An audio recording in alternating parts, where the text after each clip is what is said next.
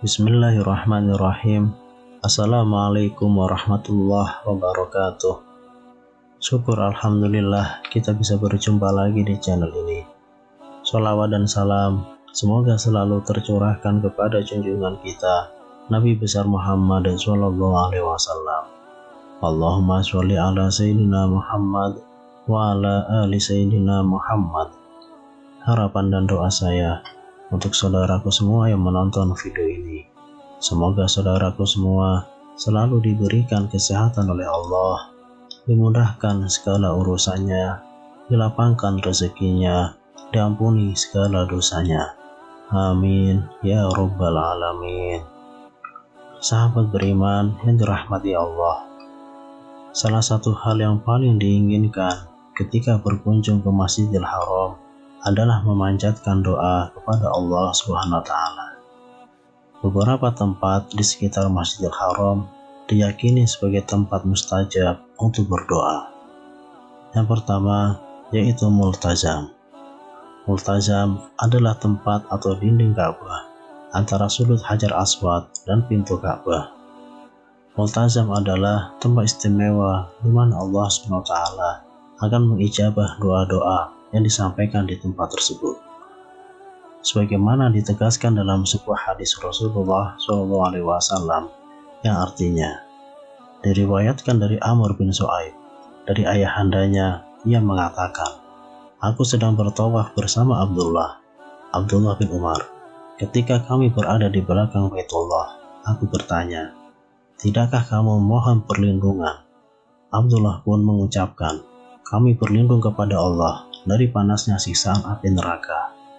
Setelah selesai, Abdullah menyalami Hajar Aswad dan berdiri antara Hajar Aswad dan pintu Ka'bah, lalu merapatkan dada, muka, kedua siku, dan kedua telapak tangannya.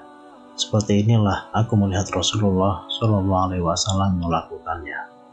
Tata cara berdoa di Multazam adalah merapatkan. Multazam berasal dari kata iltazama, yang berarti merapatkan dada, muka, kedua siku, dan kedua telapak tangan pada dinding Multazam. Doa yang disampaikan bisa doa apa saja, namun disunahkan doa meminta perlindungan kepada Allah SWT. Yang kedua, Maqam Ibrahim.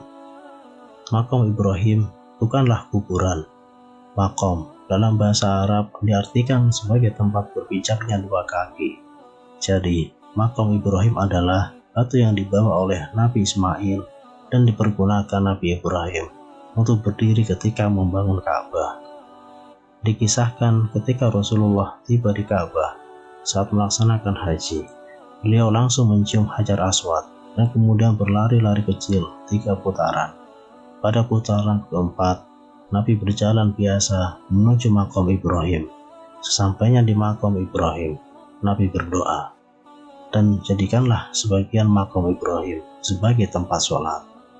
Berdasar sabda Nabi, siapa yang sholat di belakangnya, doanya akan dikabulkan. Yang ketiga, Hijr Ismail. Hijr Ismail salah satu tempat yang paling ramai dikunjungi jamaah. Jamaah rela antri dan berdesak-desakan untuk masuk ke dalam Hijr Ismail karena keberkahan dan mustajabnya doa di tempat itu. Hijr Ismail terletak di sebelah utara Ka'bah. Hijr Ismail dibangun oleh Nabi Ibrahim sebagai tempat berteduh ketika Nabi Ibrahim dan Ismail membangun Ka'bah. Keistimewaan Hijr Ismail bagaimana dalam sebuah riwayat bahwa ketika Siti Aisyah ingin masuk ke dalam Ka'bah, Rasulullah SAW menyuruhnya untuk sholat di Hijr Ismail. Rasulullah SAW bersabda yang diriwayatkan oleh Abu Dawud yang artinya, Sayyidah Aisyah berkata, aku sangat ingin memasuki Ka'bah untuk melakukan sholat di dalamnya. Rasulullah membawa Siti Aisyah ke dalam Hijr Ismail dan berkata, sholatlah kamu di sini jika kamu ingin sholat di dalam Ka'bah, karena termasuk sebagian dari Ka'bah. Jadi, sholat dan berdoa di Hijr Ismail bagikan sholat dan berdoa di dalam Ka'bah. Yang keempat, rukun Yamani. Menyentuh rukun Yamani pada saat tawaf adalah sunnah yang dicontohkan oleh Rasulullah SAW dan sahabat-sahabat Nabi seperti Abu Hurairah selalu menyentuh rukun Yamani. Disebut rukun Yamani karena sudut Ka'bah tersebut menghadap ke daerah Yaman.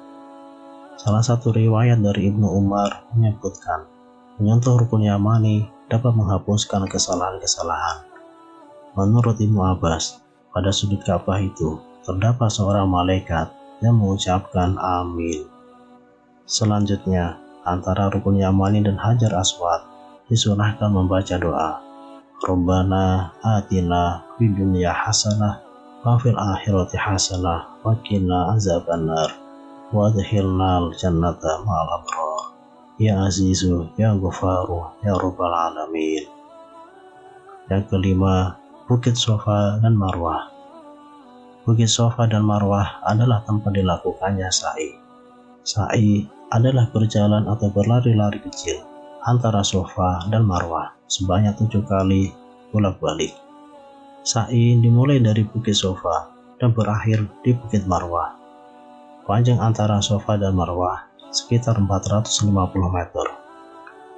Diriwayatkan dari Jabir dari Abdullah bahwa Rasulullah SAW pergi menuju Sofa hingga melihat Ka'bah. Lalu beliau mengucapkan kalimat tauhid, tahmid, dan takbir sebanyak 3 kali. Kemudian berdoa sesuai dengan apa yang ia kehendaki. Hadis riwayat An-Nasa'i. Demikianlah beberapa tempat mustajab berdoa di sekitar Masjidil Haram. Namun, doa yang diterima adalah doa yang dipanjatkan dengan sungguh-sungguh, disertai dengan keyakinan dan bebas dari sifat syirik.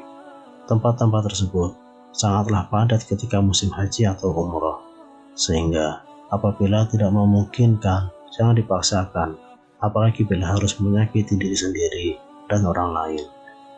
Semoga kita semua diberikan nikmat oleh Allah SWT untuk bisa berkunjung ke tanah suci Mekah dan berdoa di tempat tersebut. Amin ya Rabbal Alamin. Wallahu a'lam bishawab.